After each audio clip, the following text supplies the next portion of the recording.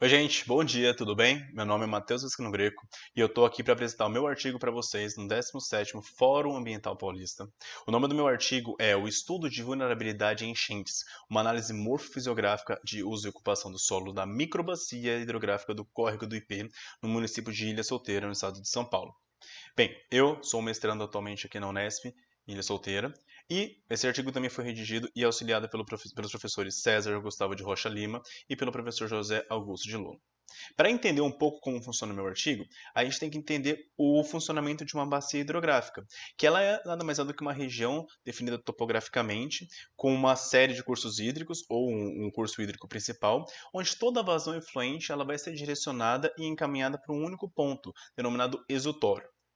Um ponto interessante das microbacias e das bacias hidrográficas é que eles podem ser considerados excelentes unidades de gerenciamento dos elementos socionaturais. Então, graças à análise, principalmente espacial e temporal das bacias, a gente consegue ver quais alterações estão sendo realizadas nela e como que elas têm se comportado perante isso, como a natureza tem absorvido esses impactos, principalmente de fontes humanas, e também como que a gente pode reverter essa situação.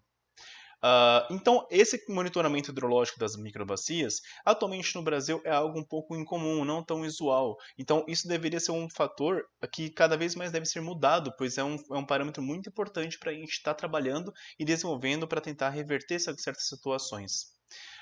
Principalmente no que diz respeito à questão da urbanização e a poluição, que são fatores muito importantes e que têm se agravado cada vez mais em regiões mais urbanizadas, né? Vale lembrar ainda que o desmatamento, o uso inadequado de solos, a exploração dos recursos naturais e a utilização indiscriminada de fertilizantes agrotóxicos tem cada vez mais impactado essas bacias e prejudicado todas as fontes de vida, seja a fauna, seja a flora, seja até a população que está inserida dentro dela. Para tentar reverter a situação, tem sido utilizado cada vez mais os SIGs. E a sua importância nesse meio das microbacias significa que eles são utilizados como ferramentas de monitoramento para entender ao longo do tempo e enxergar o que está acontecendo com ela e quais são os impactos que estão acontecendo e como que a gente consegue reverter isso. E é isso que a gente vai buscar fazer atualmente na microbacia do Córrego do Ipê, em Ilha Solteira. Ilha Solteira é uma região localizada no noroeste do estado de São Paulo, que cada vez mais tem tido um aumento da sua urbanização e um aumento da população. Então, vamos tentar analisar o que está acontecendo nessa microbacia, quais são os impactos nela e ver o que mais que pode acontecer que a gente pode tentar evitar que ocorra, né, alguns impactos, alguns problemas nela. Bom, então nosso objetivo é esse, fazer realmente essa avaliação da susceptibilidade ou vulnerabilidade da microbacia. Com isso, a gente vai utilizar os SIGs para fazer uma definição das características morfofisiográficas da bacia, para ver o quão propensa ela está a enchentes e também inundações, e também fazer uma análise de uso e ocupação do solo ao longo de um intervalo de tempo pré-estabelecido. Para a gente entender, a área de estudo é localizada no município de Ilha Solteira, no noroeste do estado paulista. A área é de 631 quilômetros quadrados. A latitude e a longitude vocês podem localizar aí no slide, que está entre 20 graus e 16 e 20,41 sul e 51 graus 1 e 51 e 26 oeste. Ela também é considerada, ela está na UGRE, né, na sub-região hidrográfica do estado de São Paulo, número 18. E aqui vocês conseguem ver no mapa onde que é a delimitação da bacia em vermelho e a localização no Brasil dela também. Beleza? Bom, como que foi adquirido os dados cartográficos? Foram utilizados três fontes distintas. A primeira foi pelo INPE, o Instituto Nacional de Pesquisas Espaciais, onde através dos satélites Landsat 5 e Landsat 8, com as bandas 1, 2, 3, 4, 5 do Landsat 5 e 2, 3, 4, 5, 6 do Landsat 8, nos anos de 90, 2000, 2010 e 2020, as imagens foram adquiridas e processadas para poder entender o que está acontecendo ao longo do tempo para fazer o uso e ocupação do solo.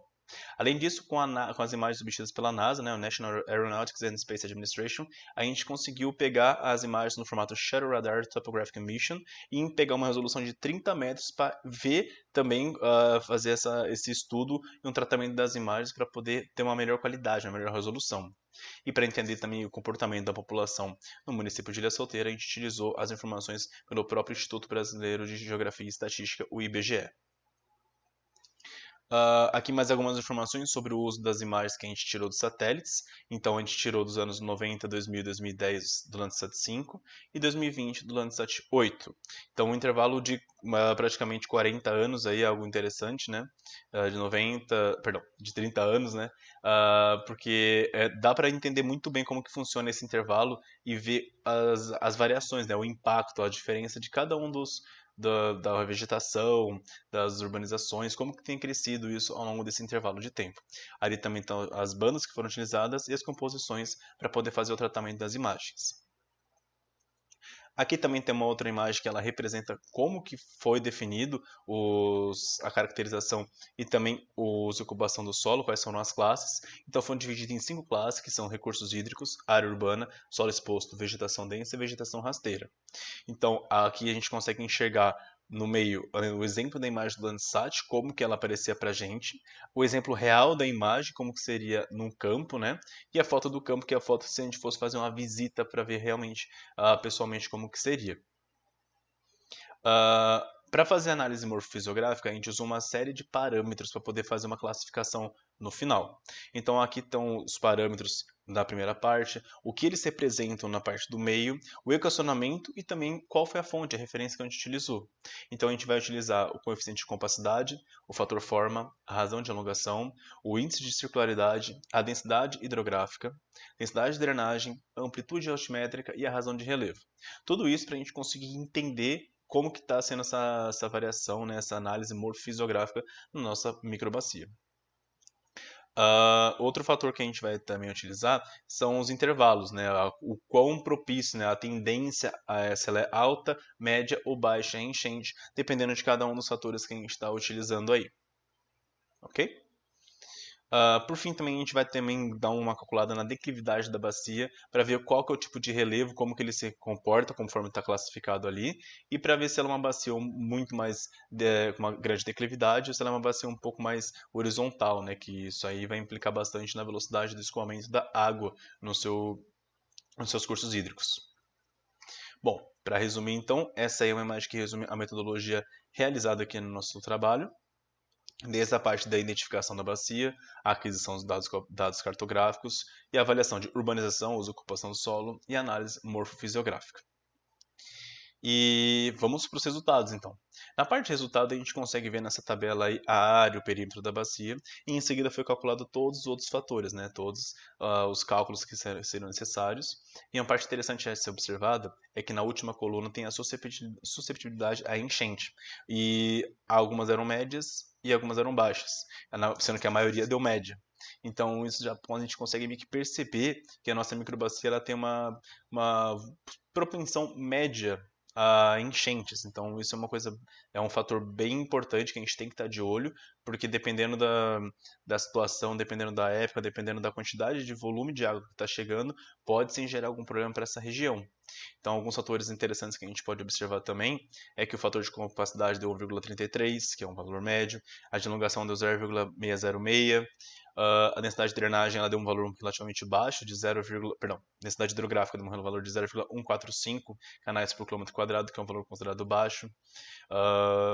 Bem, é uma microbacia relativamente não tão grande, mas nem tão pequena assim também, que tem o seu valor e tem seus riscos, então a gente tem que estar de olho nela para ver o que a gente pode fazer para evitar futuros acidentes.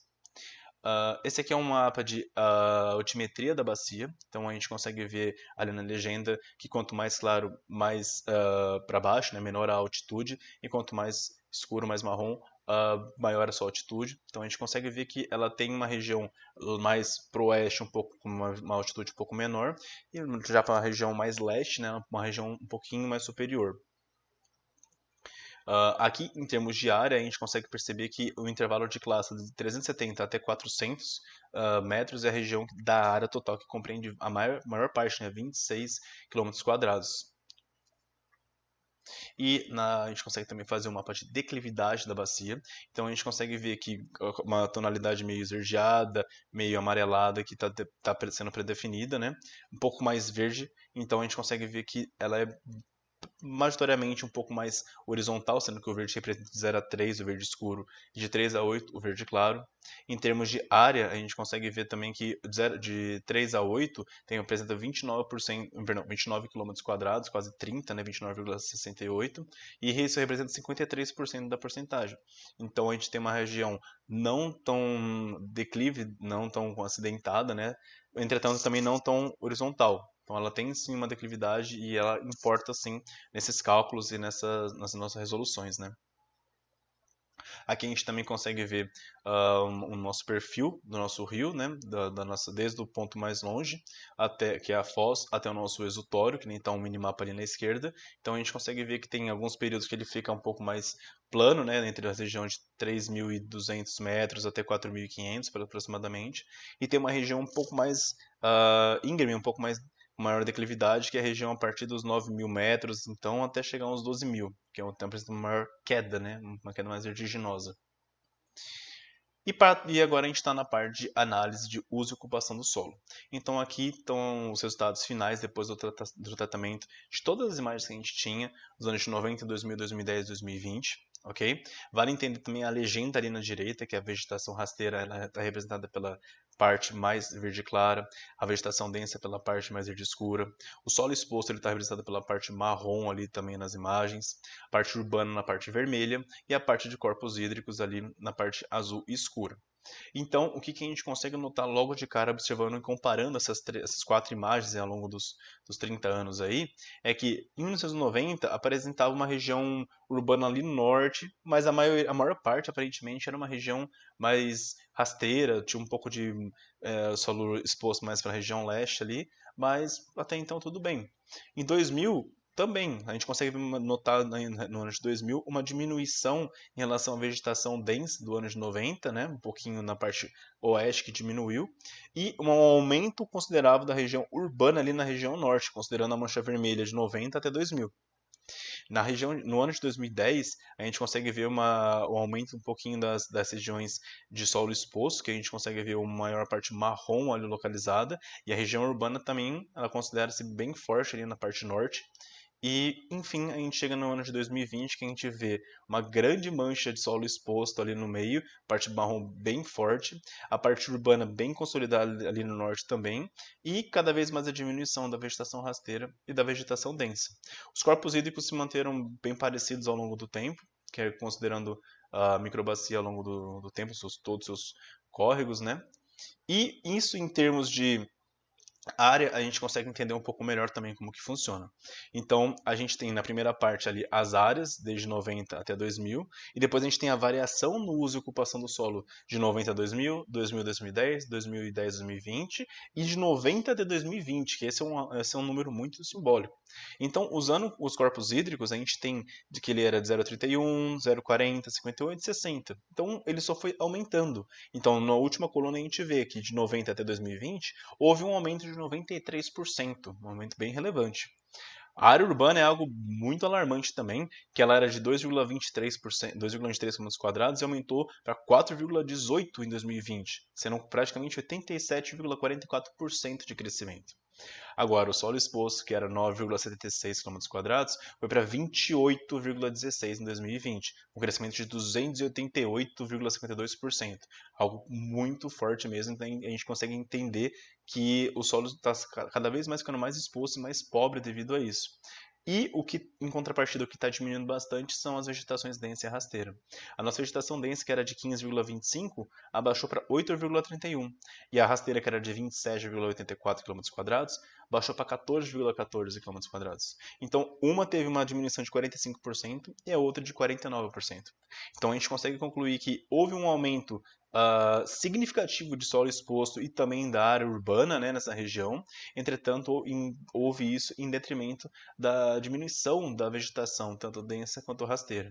Então, isso é um fator bem alarmante que a gente consegue entender que nessa região houve um desmatamento ao longo desses 30 anos que tem que ser observado, né, para tentar reverter a situação e para que em 2030, 2040 isso seja um número que começa a diminuir, que não aconteça mais isso, né? Analisando a população, analisando a evolução da população também, a gente consegue ver que, pelos censos do IBGE, a população aumentou de 22 mil habitantes, né, 22.756 em 91, para 26.778 agora em 2020, ano passado.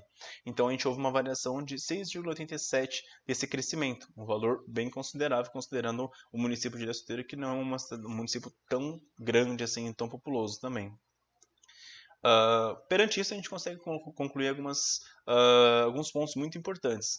É que, principalmente, a microbacia do Córrego do Ipê, ela apresenta, então, uma tendência média a uma inundação de uma maneira geral. Isso pode ser entendido como um todo, através da análise da maioria dos parâmetros morfofisiográficos também, e a declividade da bacia, que não é uma declividade horizontal, ela apresenta uma declividade significativa, que isso combinado pode apresentar certos riscos à região. E além disso, a gente entendeu que, através da análise de uso e ocupação do solo, a gente conseguiu perceber que, nesse intervalo de 30 anos, como eu falei, houve uma diminuição da vegetação, tanto densa quanto rasteira, e o aumento da mancha urbana e também do solo exposto. E isso, basicamente, pode ser um fenômeno do aumento da urbanização, também aumento da população ao longo desses anos, e também como um aumento do desmatamento da região. E que isso, ao longo do tempo, pode chegar num ponto crítico, né, que pode acabar agravando a situação da drenagem urbana da região e também pode aumentar ainda mais os riscos de inundações nessa microbacia. Tá bom? As referências bibliográficas utilizadas estão aqui. E de resto, eu gostaria de agradecer por terem assistido o vídeo até aqui. Muito obrigado e até mais.